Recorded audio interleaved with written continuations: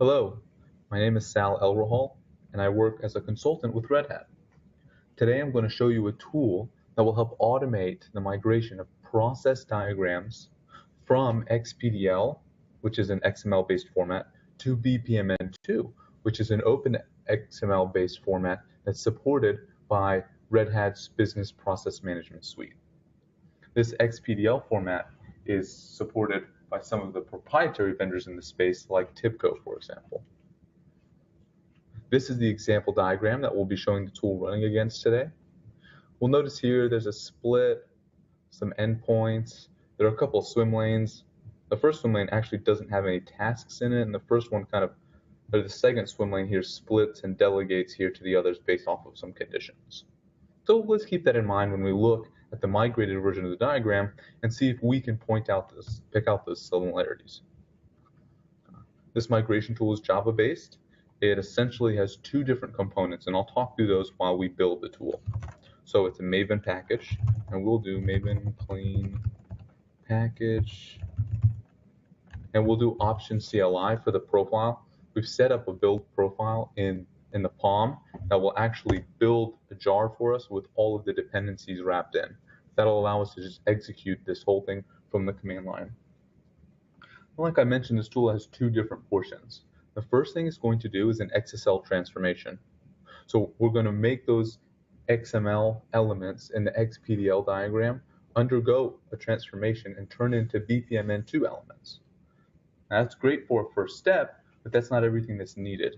There are several foundational limitations between the two formats. An example of this is in XPDL, you can have a task node with many incoming flows, but in the BPMN2 specification implemented by Red Hat's Business Process Management Suite, you actually can't have that. Every task node has to have exactly one incoming and one outgoing flow, so we need to create some gateways to deal with that situation. So because of some of those limitations, after this tool runs the XSL transformation, it's going to run a series of Java processors, and it's going to look for inconsistencies. And actually, the final Java processor to look for does a sanity check, make sure we have end nodes and start nodes and all of that fun stuff. So we're going to execute this with Java jar, and we're going to say target XPDL. And so we're pointing to our jar here with dependencies. Now I have an example.xpdl file that we're going to migrate, and the last argument we need to pass is a folder name. It can be a new folder name, assets. The reason is the XPDL format allows you to define many process diagrams in one file. But for BPMN2, especially the implementation that we're providing, you can only have one. And so this tool will actually break up the diagram. In this output folder, you'll see it'll create those processes. So here we have some of our processors running, and we've got some logging and things. The last processor that runs is a sanity check processor, and it didn't print anything out, which is great this time. So let's slip on over back to Eclipse. Well, actually, let's take a look. So this is what our diagram looks like in XPDL. We're going to go to Eclipse where I have this, and you'll see I don't have the folder, so I'm going to do a refresh real quick, and there it goes, output assets. So there's a wrapper process, which is not very fun, but here's our migrated process instance. Again, this is just the tool automatically going after the XPDL and transforming it into BPMN2. Now the tool does a lot today, but it's not a complete migration. There's still a lot of custom code that you might have in tasks and script tasks and things like that. Oh, I gotta wait, it's a morning, it's a little bit early for my computer. Okay, let's take a look. So I'm going to zoom out a little bit.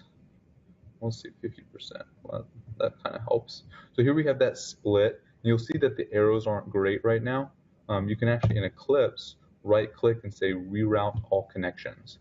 And then the Eclipse modeling tool is going to take some liberties with those sequence flows and try to reroute them to make them a little bit more pleasing and understandable. And as soon as it's done doing that, I'll zoom out one more time. And so this, I don't know if you can see that, this is our process diagram. We have the different flows, the different swim lanes here. See the first swim lane's got nothing, and the second swim lane has a split. Here are those endpoints we looked at earlier. You know, there's some interesting automated routing like this routing line goes all the way around here, which is maybe not the best process design, but it is just a tool. And you'll see here we have this split with the end. Again, we can go back here and sort of see, though, there's that 6-element split that we just saw. Here we have some gateways being thrown around. Here's some gateways. So this migration tool right now, it automates this step, which is the first step you're going to have in your migration. Just create those diagrams, create that layout. Now going in and making sure that each one of these nodes is still doing what you need it to do, that's going to take today some handwork. It's going to take a person coming in, a developer, looking through the code, making sure, hey, is that code calling any proprietary functions? Are we calling any custom code that we've written that we need to make sure to provide? So this diagram is not executable yet. You can't just stick it and run it, but we've come a long way and progress is continuing and the development effort is going onwards with this tool. Thank you for watching. Again, my name is Sal Elrohol and I work with Red Hat Consulting. Let us know, we do a lot of migrations and specifically TIBCO to a lot of different product offerings that we have. So get in contact and I hope you have a nice day.